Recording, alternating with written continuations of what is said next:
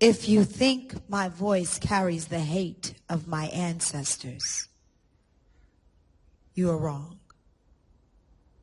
It doesn't carry hate, but the frustrations of the disappointed, the darkness that envelops the light at the end of the tunnel. My voice is from the hollowness of the well we fell down deep in and clawed with our fingernails out of, only to be pushed back down again, standing in the waist-deep water, knowing that if one day the white God found a touch of blackness in his soul, somebody would speak out. Somebody would say that the hate you thought you heard coming from us was nothing but the echoes of your own white mind.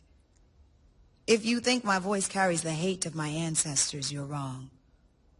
My ancestors never had a voice. They were too busy listening to you.